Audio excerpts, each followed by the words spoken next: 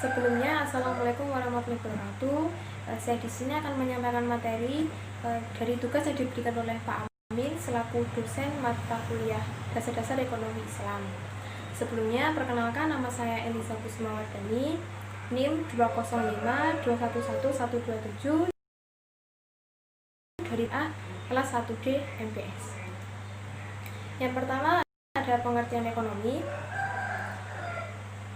Ekonomi dalam banyak literatur ekonomi berasal dari bahasa Yunani yaitu kata oikos atau oiku dan nomos yang berarti peraturan rumah tangga. Dengan kata lain, ekonomi adalah semua yang bersangkutan atau berhubungan langsung dengan kehidupan dalam rumah tangga. Jadi istilah ekonomi bukan berasal dari term Islam ataupun term maktub atau tertulis dalam literatur kitab suci, Al-Quran dan Al-Hadis, bahkan dalam teks-teks melainkan bersumber dari bahasa Yunani kuno yaitu oikos dan nomos. Oikos berarti rumah tangga atau household, sedangkan nomos berarti aturan, kaidah atau pengelolaan. Dengan demikian, secara sederhana diartikan sebagai kaidah, aturan atau cara pengelolaan suatu rumah tangga.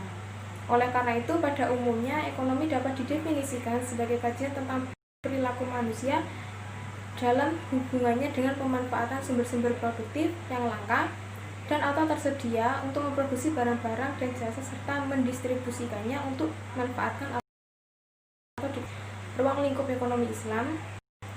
Ekonomi Islam merupakan ilmu yang mempelajari perilaku ekonomi manusia yang perilakunya diatur berdasarkan aturan agama Islam dan didasari dengan.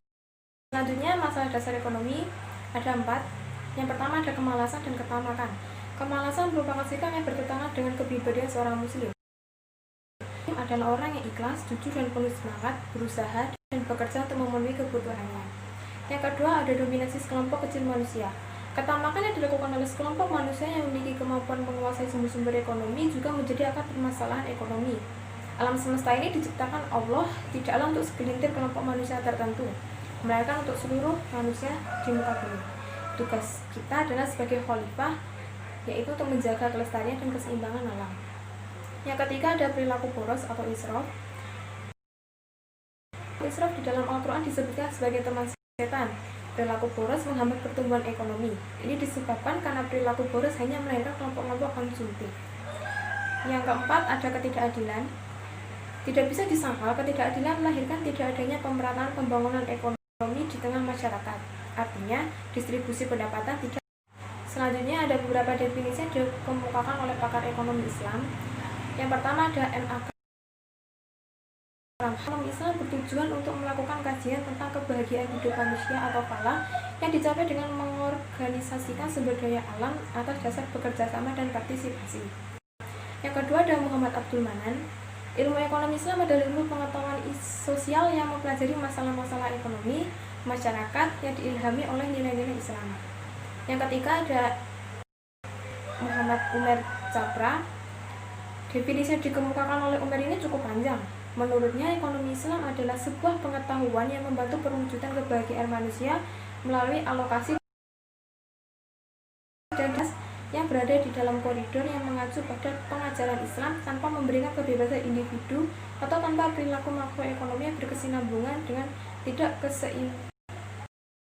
Yang keempat ada Muhammad Najatullah As-Siddiqi. Menurutnya, ekonomi Islam adalah respon pemikiran muslim terhadap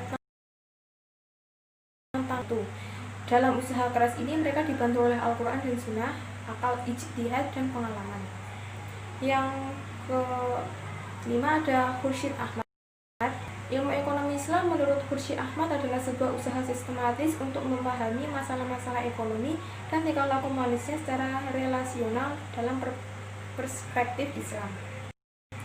Dari beberapa definisi yang saya jelaskan di atas tadi, dapat ditarik kesimpulan bahwa ilmu ekonomi Islam adalah ilmu yang mempelajari tentang cara manusia memenuhi kebutuhan hidup sampai kehidupan hidup yang falah di dunia maupun akhirat, dengan mengelola sumber daya ekonomi yang ada berdasarkan nilai-nilai ajaran Islam sebagaimana yang terkandung dalam Al-Quran dan Sunnah. Ekonomi Islam berkembang berdasarkan sebuah paradigma yang mempelajari dan mendasari ajaran Islam itu sendiri, paradigma ekonomi Islam. Yang selanjutnya ada sistem ekonomi. Secara umum, sistem ekonomi dapat dibagi menjadi dua, yaitu sistem ekonomi konvensional dan sistem ekonomi Islam. Masing-masing dapat dijelaskan sebagai berikut. Yang pertama adalah sistem ekonomi konvensional.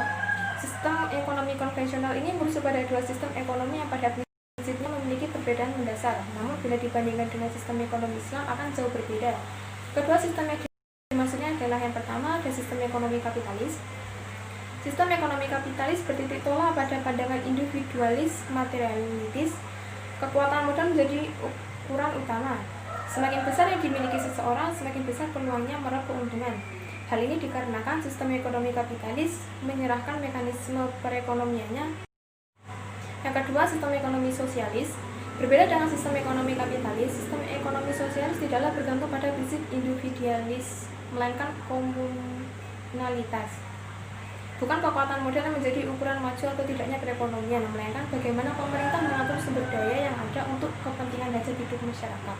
Sistem ekonomi sosialis muncul sebagai respon terhadap sistem ekonomi kapitalis. Yang kedua, sistem ekonomi Islam. Sistem ekonomi Islam sangat jauh berbeda dengan sistem ekonomi kapitalis maupun sosialis. Individu memiliki kesempatan yang sama dalam aktivitas ekonomi, namun tidak monopoli. Sebaliknya, peran pemerintah sangat diperlukan manakala terjadi kesenjangan ekonomi karena adanya perilaku pelaku para ekonomi atau pelaku yang bersifat curang. Kemudian ada prinsip dasar ekonomi Islam. Yang pertama ada kenabian atau nubuah. Yang dimaksud dengan kenabian atau nubuah ini adalah bahwa manusia dalam rangka menjalankan aktivitas ekonominya dibutuhkan pedoman atau contoh teladan. Allah Subhanahu wa taala telah mewahyukan Al-Qur'an kepada Nabi Muhammad SAW sehingga umat manusia bisa mencontoh bagaimana cara Nabi ketika melaksanakan aktivitas ekonomi. Setidaknya dalam kegiatan ekonomi ini kita hendaknya menjadikan sifat-sifat utama Nabi sebagai dasar pijakan moral atau perilaku ekonomi. Sifat-sifat dasar itu ada 4: sidik, jujur, amanah, tanggung jawab atau kepercayaan, fatonah, kecerdikan atau kebijaksanaan, dan tabligh, komunikatif atau keterbukaan. Yang kedua ada keadilan atau al-adlu. Prinsip keadilan dalam ekonomi Islam bermakna tidak menzalimi dan tidak dizalimi. Setiap pelaku ekonomi sangat dilarang keras melakukan segala bentuk kecurangan demi meraup sebuah keuntungan, karena ini menzalimi orang lain. Dan yang ketiga ada kepemimpinan atau khalifah. Di dalam Al-Quran disebutkan bahwa tujuan Allah menciptakan manusia adalah untuk menjadi khalifah di bumi, seperti dalam surat Al-Baqarah ayat 30 yang artinya manusia adalah pemimpin yang bertugas memakmurkan bumi. Oleh karena itu pada dasarnya setiap manusia adalah pemimpin. Yang keempat ada tanggung jawab atau responsibility. Karena setiap manusia bertugas sebagai khalifah, maka setiap mereka diminta pertanggungjawaban atas seluruh aktivitas yang dilakukannya. Dalam sistem ekonomi Islam, prinsip tanggung jawab bermakna bahwa kegiatan ekonomi yang dilakukan merupakan perwujudan atas rasa tanggung jawab dari amanah yang diberikan oleh Allah SWT. Yang ada hasil atau ma'ad. Kata ma'ad seringkali diterjemahkan sebagai kebangkitan, tetapi secara harfiah ma'ad berarti kembali. Kita semua akan kembali kepada Allah SWT. Artinya orientasi kehidupan manusia tidak semata terbatas pada urusan dunia, tetapi juga untuk kehidupan. Selanjutnya permintaan atau demand. Permintaan atau demand terhadap suatu barang atau jasa untuk memenuhi kebutuhan tersebut didefinisikan sebagai kuantitas barang atau jasa yang orang bersedia untuk membelinya pada berbagai tingkat harga dalam suatu periode waktu tertentu. Artinya jika seseorang telah mendaftar kebutuhannya sesuai dengan kesanggupan uangnya, maka kesediaan dia membeli barang atau jasa yang dibutuhkan tersebut dinamakan sebagai permintaan atau demand. Pada zaman kenabian sudah ada pemikiran yang menjadi kesepakatan bersama bahwa tinggi rendahnya permintaan terhadap barang komoditas ditentukan oleh harga barang yang bersangkutan. Artinya bila terjadi kelangkaan barang atau ketersediaan suatu barang yang sedikit, maka harga akan mahal, dan sebaliknya. Bila jumlahnya banyak, maka hukum permintaan. Semakin tinggi harga suatu barang, semakin kecil permintaan terhadapnya. Dalam hukum permintaan juga diasumsikan bahwa permintaan terhadap barang dan jasa hanya dipengaruhi oleh harga barang dan jasa tersebut. Faktor-faktor lain di luar harga barang dianggap tetap. Asumsi ini sering dikenal dengan istilah ceteris paribus atau paribus. Akan tetapi dalam ilmu ekonomi Islam, ceteris paribus tidak bisa diterima begitu saja. Seorang konsumen Islam tidak akan membeli barang di luar batas kemampuan atau uang yang dimilikinya, atau mengikuti hawa nafsu. Dengan demikian dapat disimpulkan bahwa hukum permintaan permintaan dalam ilmu ekonomi Islam adalah jika harga suatu barang atau jasa meningkat, maka jumlah barang atau jasa yang diminta konsumen akan menurun selama kandungan maslahat pada barang tersebut. Nah, yang mempengaruhi terbentuknya permintaan ini ada 6. Yang pertama adalah kehalalan. Bagi seorang muslim, permintaan terhadap barang haram sekalipun harganya itu murah itu tidak dibenarkan. Artinya tingkat kehalalan sangat mempengaruhi permintaan suatu barang. Yang kedua ada berkah. Selain halal, Islam juga mensyaratkan keberkahan atau barang yang dibutuhkan mengandung unsur kebaikan atau thayyib. Artinya bila suatu barang dianggap kurang memperhatikan aspek keberkahan, maka permintaan barang tersebut akan menurun. Yang ketiga ada pendapatan. Semakin tinggi pendapatan seseorang, permintaan terhadap suatu barang akan meningkat, walaupun harga barang tersebut tidak berubah. Yang selanjutnya, harga barang lain. Faktor lain yang juga berpengaruh adalah harga barang-barang lain yang terkait dengan barang yang sedang dianalisis. Yang selanjutnya ada selera, kemudian yang terakhir adalah jumlah penduduk. Meningkatnya jumlah penduduk suatu daerah maka akan meningkatkan permintaan terhadap suatu produk di daerah. Sehingga dalam ekonomi Islam ini diberikan batasan kepada konsumen Islami tidak hanya pelarangan untuk berperilaku boros atau israf, tapi juga pelarangan dalam perekayasaan dalam permintaan atau buying agency. Rekayasa pasar dalam permintaan terjadi apabila seorang produsen atau konsumen menciptakan permintaan palsu seolah-olah ada banyak permintaan terhadap suatu produk sehingga harga jual produk akan naik. Kemudian penawaran atau supply. Penawaran atau supply adalah kesediaan untuk menjual barang atau jasa pada berbagai tingkat harga dalam suatu periode waktu tertentu. Penawaran tak lain adalah bagaimana produsen memenuhi permintaan konsumen untuk memenuhi kebutuhannya. Di dalam ilmu ekonomi disebutkan bahwa hubungan antara jumlah penawaran barang atau jasa harga dinyatakan dalam hukum penawaran, yaitu semakin tinggi harga suatu barang, semakin besar jumlah penawaran barang tersebut. Semakin rendah harga suatu barang, maka semakin rendah pula jumlah penawaran barang tersebut. Hukum penawaran tidaklah berlaku mutlak. Abu Yusuf pernah menjelaskan dan ia pernah mengatakan dan menyatakan bahwa kadang-kadang makanan berlimpah tetapi harga tetap mahal dan kadang-kadang makanannya sangat sedikit. Namun adapun faktor lain yang menentukan penawaran suatu barang. Yang pertama, pajak, pengenaan pajak penjualan atau pajak pertambahan nilai. Yang kedua ada zakat perniagaan. Dengan adanya zakat perniagaan membuat perilaku memaksimalkan keuntungan berjalan seiring dengan perilaku memaksimalkan zakat. Artinya jika seseorang produsen memaksimalkan keuntungannya pada saat yang bersamaan, ia memaksimalkan besarnya zakat yang dibayarkan. Dengan kata lain, zakat perniagaan bukanlah penghambat untuk memaksimalkan laba. Yang selanjutnya, biaya dan teknologi. Secara sederhana, biaya bisa dipahami sebagai ongkos yang dikeluarkan dalam memproduksi suatu barang jasa. Demikian, penerapan teknologi baru diasumsikan akan menekankan biaya produksi dan pada saat yang sama meningkatkan hasil. Kemudian ada jumlah penjual. Sangat jelas sekali apabila semakin banyak penjual yang menawarkan barang yang sama akan berdampak langsung terhadap penawaran, yaitu akan semakin tinggi penawaran, begitu pun sebaliknya. Kemudian dugaan tentang masa depan. Aspek dugaan atau ekspektasi terhadap masa depan mencakup dugaan mengenai perubahan harga dari barang tersebut. Dan yang terakhir, kondisi alam. Terjadinya bencana alam seperti banjir, gempa bumi, dan lain-lain sebagainya akan mengakibatkan penawaran barang-barang tersebut akan berubah. Yang selanjutnya ada kebijakan fiskal dalam Islam. Filosofi kebijakan fiskal. Istilah fiskal merupakan suatu nama yang baru ditemukan pada abad ke-20, yakni ketika negara-negara kapitalis melakukan campur tangan dengan perekonomian dengan menggunakan kebijakan anggaran untuk mengatasi depresi ekonomi atau Great Depression yang melanda negara-negara tersebut pada tahun 1930-an. Dalam sistem ekonomi Islam ternyata sejak berdirinya negara Islam di Madinah di bawah pimpinan Nabi Muhammad SAW, jauh mendahului negara-negara kapitalis. Ada beberapa pakar yang mengemukakan tentang kebijakan fiskal. Yang pertama, menurut Wolfson, sebagaimana dikutip Suparmoko, kebijakan fiskal atau fiscal policy merupakan tindakan-tindakan pemerintah untuk meningkatkan kesejahteraan umum melalui kebijakan penerimaan dan pengeluaran pemerintah, mobilisasi sumber daya dan penentuan harga barang dan jasa dari suatu perusahaan.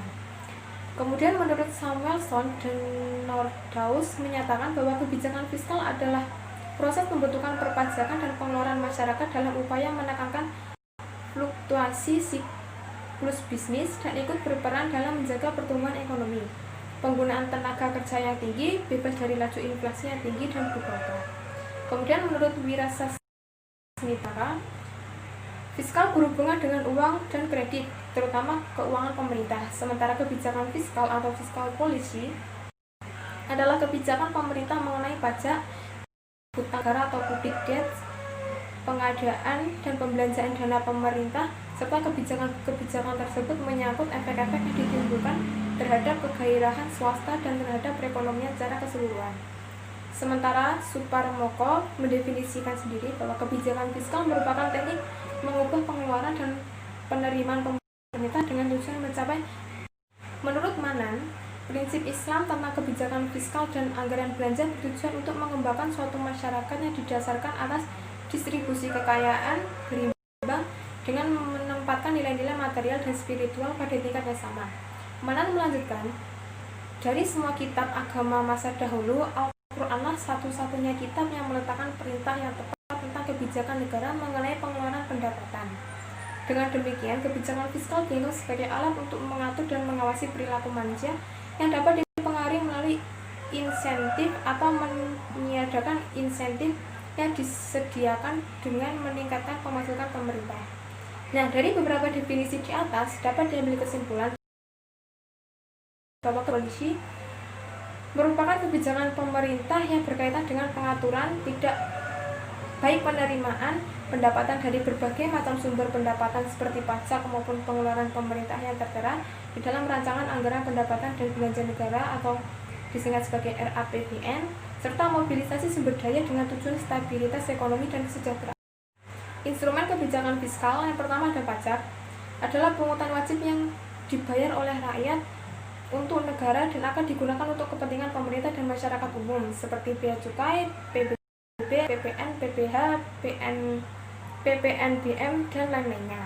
Yang kedua ada APBN atau Anggaran Pendapatan dan Belanja Negara, adalah rencana keuangan pemerintah negara Indonesia yang disetujui oleh DPR. APBN ini berisi daftar sistematis dan terperinci yang memuat rencana pemerintah dan pengeluaran negara selama 1 tahun anggaran. Yang ketiga ada subsidi, adalah bentuk bantuan keuangan yang dibayarkan kepada suatu bisnis atau sektor ekonomi.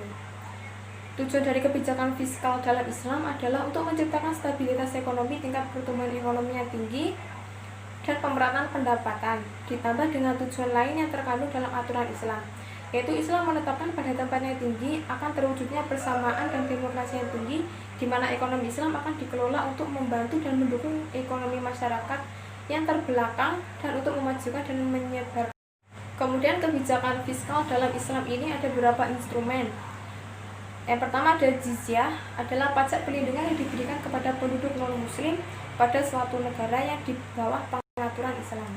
Yang kedua ada ghanimah, adalah harta rampasan perang yang diperoleh dari suatu wilayah yang didahului dengan adanya peperangan. Yang ketiga ada fa'i, yakni harta rampasan perang yang diperoleh dari suatu wilayah tanpa melalui peperangan, artinya penduduk kabur dan tidak mengadakan perlawanan atau terjadinya kesepakatan damai. Adalah harta tertentu yang harus dikeluarkan oleh orang yang beragama Islam dan diberikan kepada golongan-golongan yang berhak untuk menerimanya atau mustahik zakat. Yang kelima ada usr, merupakan pajak yang harus dibayar oleh para pedagang muslim maupun non-muslim atau dikenal sebagai istilah bea cukai. Yang keenam ada kharaj, merupakan pajak yang dibebankan kepada tanah-tanah yang ditaklukkan oleh kaum muslim yang dibiarkan tetap dimiliki sebelumnya guna untuk produktivitaskan tanah tersebut atau hasil pertanian. Yang ketujuh ada nawaib, merupakan pajak yang dibebankan kepada orang kaya muslim dikarenakan negara kekurangan dana akibat perang yang panjang dan menghabiskan kas negara. Dan yang terakhir ada amwal fahla, yaitu berasal dari harta kaum muslim yang meninggal tanpa ahli waris atau berasal dari barang-barang seorang muslim yang meninggalkan negerinya. Sekian pembahasan yang saya sampaikan pada kesempatan kali ini. Apabila ada ada salah kata ataupun segala kekurangan mohon dimaafkan. Billahi taufiq wal hidayah. Wassalamualaikum warahmatullahi wabarakatuh.